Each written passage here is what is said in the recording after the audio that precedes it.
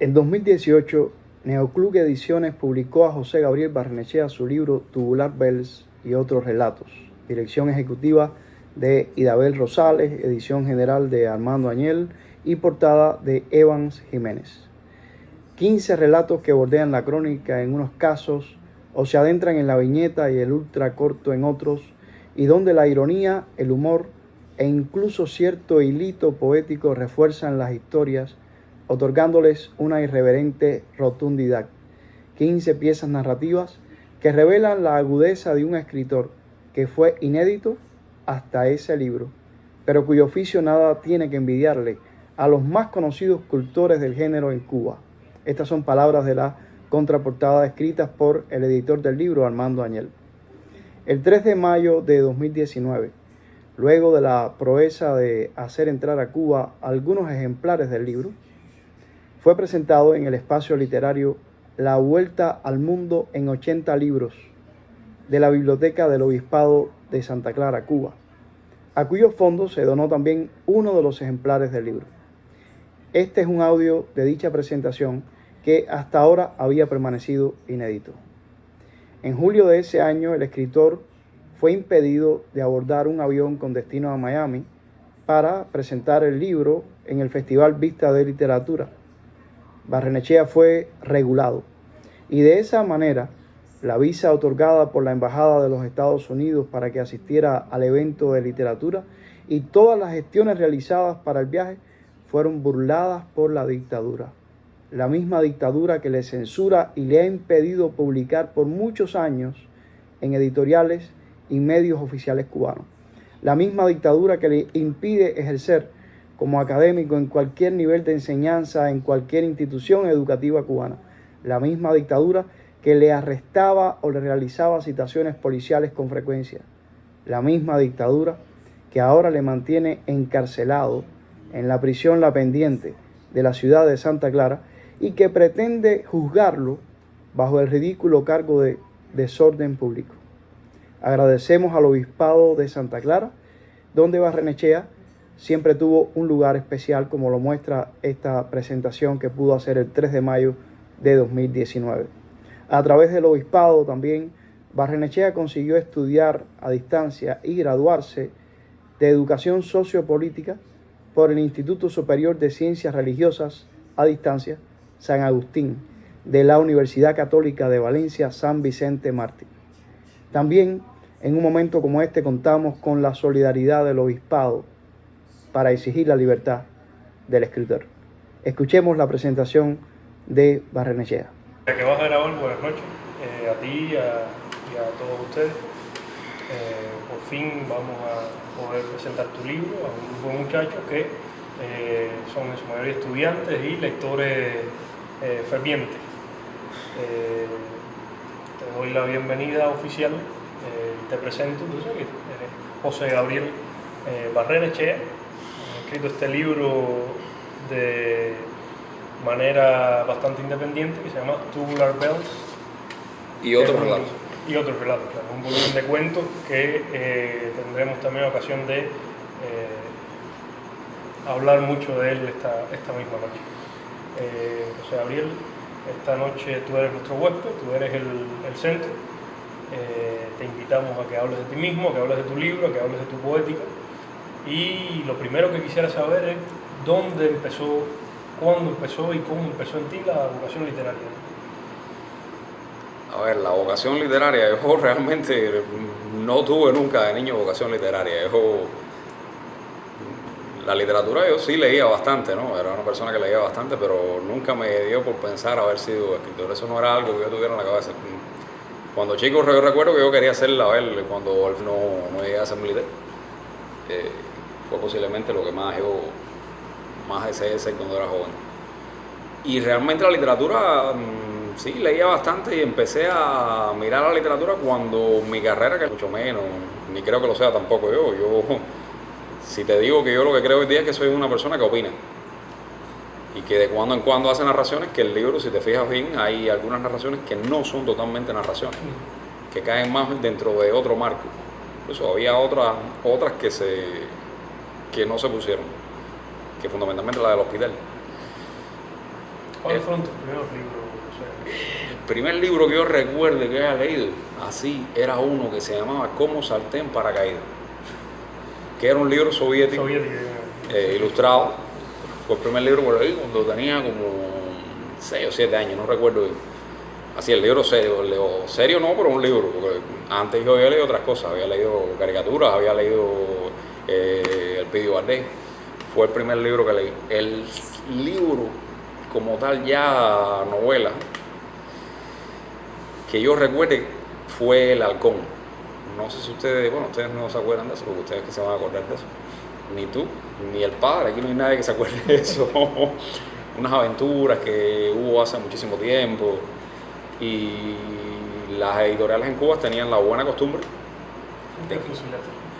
no de pasar las aventuras, que eran aventuras, uno las ve hoy día y son macarrónicas, horribles, pero en aquella época uno, ¿me entiende? Pues uno era una maravilla. Y tenía la buena costumbre de, en esa misma época, publicar los libros, lo que se estaba transmitiendo por televisión. El segundo, por ejemplo, fue Los Tres Mosqueteros, que se transmitió poco después en el espacio Aventura. Y el tercero fue uno que se llama El Tulipán Negro. Y Tulipán no te voy a decir. Óyeme, quisiera que nos hablar un poquito de tu formación literaria, porque tengo entendido que tú participaste en esa experiencia extraordinaria que tiene Cuba, que es el Centro de Formación Literaria Onelio Jorge Cardoso. Cuéntanos un poco del centro, cómo es la vida, qué cosa es el centro, para que no lo conozcan. Bueno, a ver. ¿Cómo llegaste? También. Bueno, ¿cómo llegué? Yo escribí varios cuentos. Yo tenía escrito varios cuentos que yo hoy día considero que, si los que están ahí no los considero algo muy, muy destacable, los de aquella época no creo que fueran algo tan grande, pero bueno, ocurrió determinada situación, algunos personajes leyeron los cuentos, tuve que ir a cierto lugar, y en ese cierto lugar uno de los compañeros ¿por qué tú no entras en un taller literario? Allá en Santa Clara hay una pila de taller literario, y yo decidí en ese momento, no voy a la Santa Clara, voy a ir de La Habana, el famoso Onelio, que yo sabía que existía. Bueno, y escribí, que tenés que escribir, se escribe, no sé si habrá cambiado, lo que te exigen es que envíes 3 cuentos o un fragmento de novela, ellos lo valoran y te aceptan o no. Ya te digo, yo lo pasé hace mucho tiempo, ya hace años, yo no recuerdo, yo no puedo decirte si ahora el mecanismo sigue siendo igual, eran 3 periodos de 3 semanas, por lo menos los que éramos de provincia, o sea que no éramos de La Habana, en aquella época La Habana y provincia Habana.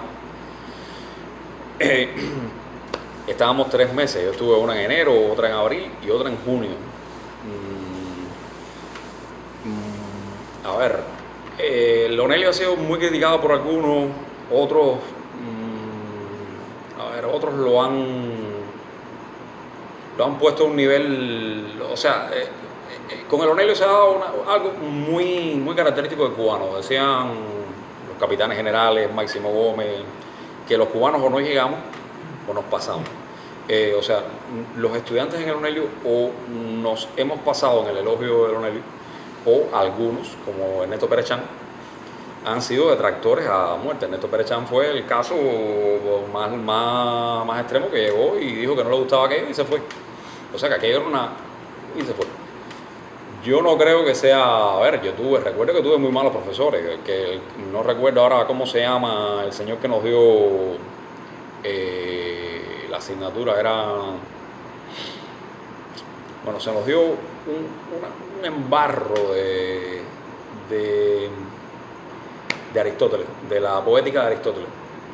Y yo recuerdo muy buena, a ver, pero aparte de eso, dislates, recuerdo momentos muy buenos y cosas porque yo aprendí. O sea, yo ahí en primer lugar, yo siempre digo que cuando uno va a una escuela, no es tanto lo que te enseñan, sino las relaciones que tú haces y en el ámbito en que tú entras. Ahí yo conocí a muchísima gente, yo conocí desde hoy día una personalidad del periodismo cubano como es Henry Constantín. Aquí en Villa Clara conocí a la que yo considero que posiblemente sea la mejor narradora, por lo menos de esta última jornada en Villa Clara, que es Anisley Negrín, que desgraciadamente emigró y no ha escrito más nada. Conocí a Y en general, no te digo que fue, a ver, ¿Les yo daba no, clase de chino? no, Eras de hecho dice que él no sabe nada de chino, que él no sabe nada de chino y que el chino, y ahí nos dio una conferencia de que el chino depende de la entonación y que es casi imposible aprenderlo. Yo tengo la suerte, por ejemplo, que ahora veo que el chino lo dijo.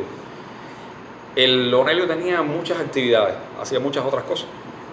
No solo era dar clases, el Onelio, por ejemplo, a los guajeritos nos sacaba y nos llevaba por toda La Habana. Yo no era tan guajerito, pero bueno, soy guajerito de esta zona, pero yo había ido a La Habana, conmigo había muchos jóvenes que nunca habían ido a La Habana.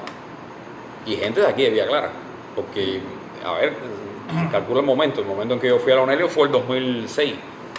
Había pasado el periodo especial y había mucha gente que no había podido ir nunca a La Habana. Y recuerdo que nos llevaron a la cabaña. En la cabaña yo tuve, recuerdo que a Constantín y a mí tuvimos la suerte de que éramos los únicos que habíamos visto la ceremonia del cañonazo y Eras nos llevó abajo a los bajos, a los fosos de la cabaña y nos contó muchas historias de la cabaña, etc. Un lugar tenebroso, ¿no? Bueno, tanta gente fusilada. Vamos, pero bueno, él me hizo confesiones que ahora hizo hace poco.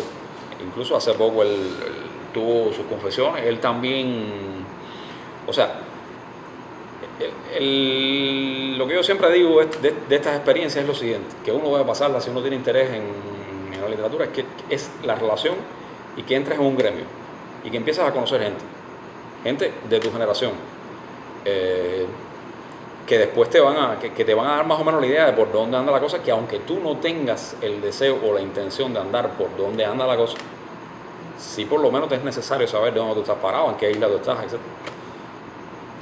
Yo tengo una buena experiencia de Onelio, no creo que sea lo que algunos ahora en la feria con los homenajes a Eras se excedieron soltando, no creo tampoco que sea lo que dice Ernesto Perechán o lo que dice esta otra muchachita, Leina Rodríguez, que lo hizo conmigo y que realmente yo creo que ella no puede opinar mucho de Onelio porque ella fue un solo día y para mí que ese día iba drogado porque ella se sentó al lado mío y lo que era reírse más o menos. Pero sí creo que convoco a todo el que pueda participar en esa experiencia que vaya y que no la pierda. A la hora de escribir, ¿qué escritores tienes tú como modelo? ¿Qué escritores tú crees que en la escritura madura crees tú que te han aportado más? A ver, mira, yo no soy un narrador. Yo no me considero un narrador. Pero tu libro te inculpa, así que tienes que responder por ser narrador ahora. Yo intenté ser un narrador en un principio. Una de las cosas que el Onelio me ayudó, que yo lo hacía, fue un día que yo estaba leyendo un cuento de Anisley. Después que yo leí el cuento, Anisley dijo, no, pero este señor lo mejor que hace es dedicarse a otra cosa, al ensayo. Y yo comprendí que realmente la narrativa es muy, muy complicado, por lo menos para mí, y tal vez para otra persona sea más sencilla. Yo sí escribo cierta narrativa, he hecho alguna narrativa. Yo me dedico a escribir más estudios sobre, como lo dice ahí, quiero que todo el mundo me lo pone, lo primero que me ponen es investigador y, bueno, aquí no está, investigador y periodista independiente, etcétera, etcétera, etcétera. Pero fundamentalmente sobre la historia, la economía, la cultura cubana, es más lo que hago. Ahora, ¿qué modelos tengo? Me preguntas incluso en narrativa y en otro tipo de literatura. Yo tengo para mí la claridad es lo más importante. O sea, yo como escritor trato o de transmitir ideas o comunicar, participar en un diálogo, poner a disposición de los demás lo que yo pienso, porque yo considero que en realidad la humanidad es un gran diálogo en que todos estamos proponiendo ideas y tenemos que discutirlas una con nosotros porque nadie tiene la verdad en el bolsillo. Y en cuanto a la narrativa, que te digo que es muy difícil, lo que trato de hacer también es, en ese caso en claridad, es tratar de buscar experiencias semejantes, porque tú cuando escribes narrativa lo que haces es transmitir estados tuyos, tus estados de ánimo o sentimientos que tuviste en un determinado momento. No es tanto ideas como un sentimiento.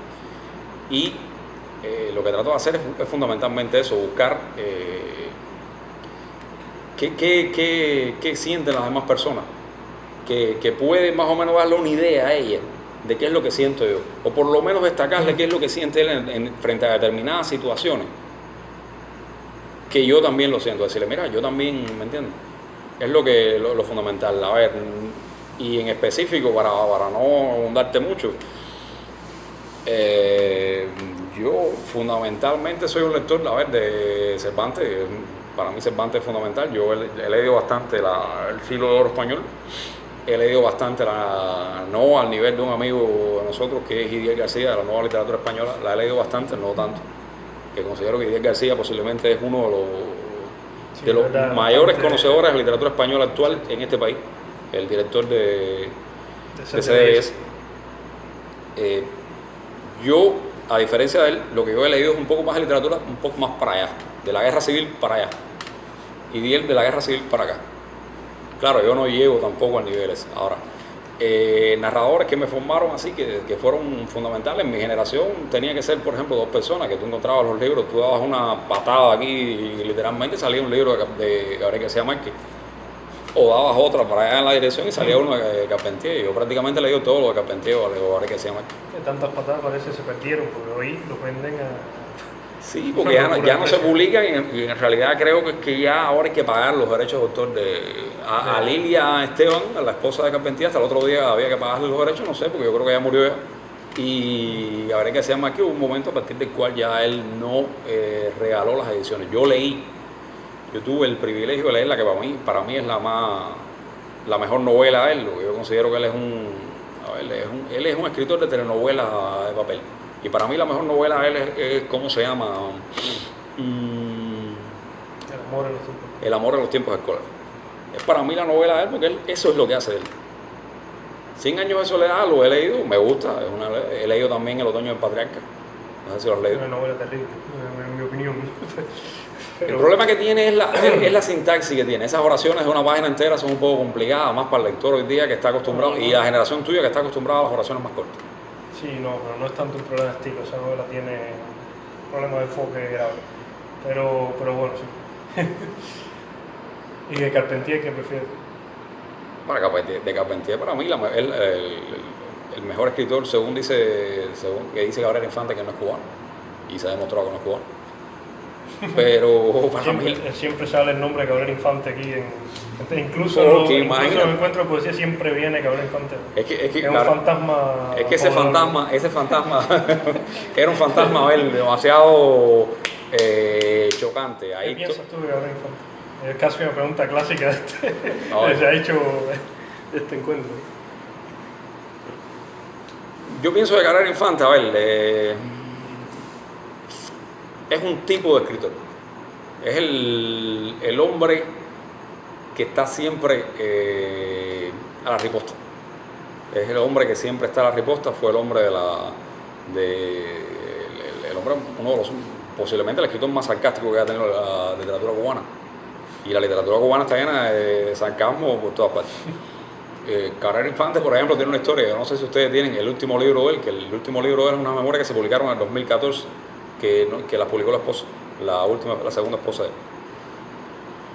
Que es un cuento un poco fuerte, que es él regresa a La Habana después que él se exilia a Bélgica. Él regresa. Entierro de la madre. No, la madre realmente todavía está viva. O no sé, sí, ya la madre había muerto, es cierto. Que tenía una infección en el oído, etcétera. Y entonces él regresa. Y cuando él regresa, que él todavía no había roto con la revolución, él era incluso, no recuerdo si era el representante cultural en Bélgica o era la agregada cultural. Él tuvo su problema y no lo dejaron salir. O sea, él estuvo ahí su tiempo hasta que ya fue tan fuerte que lo dejaron. Y él hace un cuento.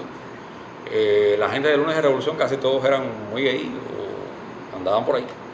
Y él cuenta que un día estaba reunido con todos ellos en el balcón de la casa de la madre, y él le pregunta a Piñera, a Virgilio Piñera, le pregunta a Virgilio Piñera, a Antón Arrufá, después que le preguntó, ¿qué pasa en La Habana? Que no hay relojes, parece, se han perdido los relojes, porque a donde quiera que yo voy me vienen y me preguntan la hora, y gente incluso a veces que tiene reloj en la pulsera, ¿por qué? Y dice Virgilio, que era un chota, una categoría, dice, no, mijito, el problema es el siguiente, es que ese es un método que ha inventado Ramiro Valdés para identificar a los maricones, así como él ha hablado, que independencia de como tú dejes la hora, y entonces él dice ahí en una oración, y en ese momento Virgilio Piñera me enseñó como un heterosexual revolucionario daba la hora. ¿Tú te imaginas eso, no? Tremendo. Posiblemente uno de los autores más gay de este país. Te enseñó. Y entonces él es un tipo muy sarcástico, él es un tipo sarcástico. De hecho tiene un libro que yo se lo recomiendo a todo el mundo, que es Vidas para leerla. Que viene la famosa bronca de Virgilio y Lezama frente a ¿cómo se llama esto? El Palacio de los Deportes que había en Gen. Viene Carpentier, Cubano La Cañona. Nicolás Guillén. Ahí en ese libro también viene el cuento de Nicolás, el acto de república. O sea, a Nicolás, que Nicolás lo llama para explicarlo. O sea, que él es un tipo... Como nota promocional puedo decir que el libro está aquí en la biblioteca, así que sí, no, y es muy buen libro. A ver, y si pueden leer más que nada, hay un libro que se publicó, no sé si ustedes lo compraron, que son las crónicas de él en Lunes de Revolución. Que le escriba, no recuerdo ahora el nombre. Un oficio del siglo XX, pero espérate, ¿me estás hablando de Virgilio? No, estoy hablando de Cabrera Infante. No, porque de Cabrera Infante, es decir, en Cuba nomás que están esos libros viejos, los años 60. No, se publicó hace poco y tú lo debes tener ahí en la librería, búscalo. Pero me estarás hablando tras los pasos del cronista, como que son de unos muchachos. No, ese es el 2009, que fue premio ensayo del 2009, que los muchachos yo no sé ni dónde están ya, porque realmente... Se fueron. Bueno, nos enteramos que se fueron. Tenían que irse porque realmente que leyó el libro y leyó la última parte del libro, en que ellos se dediquen a hacer un análisis. Sí. Y no vamos a decir ellos fueron cuidadosos porque incluso se limitaron a Cabrera Infante que vivió en Cuba. Virgilio. Cabrera. Esa es la letra del escriba.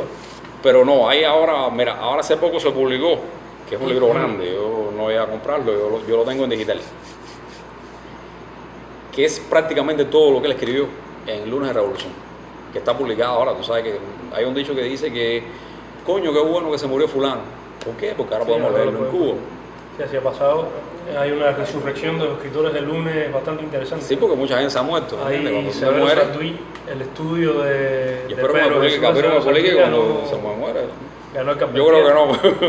Y hay otro estudio sobre Calvert Casey que ganó también el premio. Sí, no, y de hecho se ha publicado mucho de Calvert Casey, casi todo. Ahora casi todo se ha publicado. Igual que Roberto González Echevarría, y el Santa Clara. Y el que busque realmente en las librerías cubanas y esté interesado, realmente encuentra cosas que... Exactamente, es mi teoría sobre las librerías cubanas. No, las editoriales cubanas han estado en los últimos años publicando literatura de mucha calidad y muy crítica. Se ha llegado a publicar a autores muy críticos, incluso del sistema cubano, y no solo del sistema cubano. Bueno, pero Juan Gutiérrez es muy relativo porque es una crítica más bien de lo circunstancial, pero críticas teóricas, así en esencia de los sistemas como tal. Se ha llegado lejos y la historia que se hace hoy día, aquí se publicó un libro que hace poco este señor de aquí de Santa Clara, que es muy buen ensayista, ¿cómo se llama él? Angulo, el profesor Angulo, que ahora publicó el libro de Martí en la feria, que tiene Libertad y Enajenación, que también que él estaba hablando de un señor que se llama Luis A. Pérez Jr., que es un cubano americano, o sea, un cubano de tu pueblo, de Camajuaní, que emigró en el año 40 y pico, cuando era un niño. Y ha hecho toda su vida, su obra histórica. Y él tiene un libro muy importante que se llama, que aquí está, es sobre la identidad cubana. Pero el libro realmente de lo que trata es de la influencia americana en la identidad cubana. Él no llega a meterse, por ejemplo, en cómo actuó Martí o sea, no llega a ese punto porque él tiene los archivos cubanos abiertos, él es una persona que tiene acceso a la UNEAC, o sea, él lo deja... Un caso semejante de Emilio Cueto, después están las dos aguas. A ver, Emilio Cueto es más bien una persona que se dedica, tú me entiendes, a buscar, es más bien un arqueólogo de la palabra, de los objetos. Este es una persona que es un estudioso y que realmente te demuestra que posiblemente que nuestras más grandes influencias son España, eso no lo dice él, pero después está los Estados Unidos. Y él no lo llega a decir así por lo claro, pero es evidente que, por ejemplo, nuestro sentido de la modernidad es americano. Y es un libro que está publicado en Cuba, tiene 600 y pico de páginas. Yo no sé si es que el hombre es mal escritor o que los traductores, o quienes los han traducido en Cuba, son muy malos. Yo no me he encontrado la obra en inglés. He intentado bajarla de la red, pero no he podido. Y no puedo opinar. Y sí, lo difícil de leer a Luis Apárez Jr. es que su prosa es compleja porque está mal hilvanada. O sea, no es un buen escritor o tiene muy malos traductores. Pero ese libro como tal merece un libro, no sé si fue en Holguín o en... Mira, Holguín, La Luz, que está publicando a este señor, a este poeta. Delfín Prats. Bueno, Delfín Prats, tú sabes que Delfín Prats no tanto, pero este señor, el poeta que se fue, Gastón Vaquero. Sí, Gastón Vaquero se ha publicado prácticamente todo Gastón. O sea, que ya ha habido en los últimos años en que hasta Padilla se ha publicado. Sí, esa generación le ha pasado igual que el Grupo del Lunes, pero un poco antes. Ahora hay una reivindicación de Octavio Smith, también se ha publicado. Gente, oye, hablemos un poco de tu libro. Sí, hemos hablado de un poco de tus raíces como escritor, pero... Perdón, un momentico. Vamos a hablar ahí porque él es muy amigo de un representante de esa generación de la que voy a hablar ahora, que es la generación 00, que posiblemente sea uno de los representantes más importantes en Cuba hoy día, Sergio García Zamora. Y aunque Sergio dice que él no es de la generación 00, él sí dice que es de la generación 00. Sergio ya no porque tiene ya yo con él no ha hablado hace tiempo. ¿No? Él no tiene idea clara de eso. Bueno, Orlando Luis Pardo Lazo, que es el creador de esto. Tú conoces a Orlando Luis, o has oído hablar de Orlando Luis Pardo Lazo. Bueno, ahí tiene una persona muy conocedora de la literatura hoy día. Entonces, sí, el fenómeno se ha dado para las anteriores generaciones, pero para la generación 00. O sea, los que estamos del 2000 para acá, no tanto. Hoy día, por ejemplo, Orlando Luis Pardo Lazo es el quinto escritor más vendido en Amazon y aquí no se sabe. Y hay muchísimos casos extraños. Hay un muchacho de afuera que es de Encrucijada, que es desconocido por completo, y el muchacho tiene ventas millonarias en Amazon. ¿Te consideras tú parte de una generación poética particular? Es decir, ¿o piensas que tu edad o tu experiencia generacional le aporta algo a tu narrativa? A ver, yo no me considero parte de ninguna generación por una cosa muy sencilla. En primer lugar, yo llegué ya muy tarde a la literatura, a lo que yo quería hacer. Yo pude hacerlo en un momento muy específico. Yo no podía haberlo hecho en el 2006. En el 2006 yo no podía haberme dedicado a lo que yo hago fundamentalmente, que es escribir un día o otro lunes, donde yo publico regularmente, que es la revista de Amir Valle, uno de los escritores más importantes de la generación anterior, de las generaciones anteriores. No sé si sabes que José es el órgano realmente de la generación 00, ahí fue donde se armó esa generación, pero como yo no soy realmente un narrador, y como yo, por ejemplo, no soy un escritor cabrera infantístico, o sea, en esta cosa que es muy a veces muy incoherente, yo soy una persona más volteriano, más racional, más en el esquema lógico, ¿me entiendes? Yo no me atrevo a clasificarme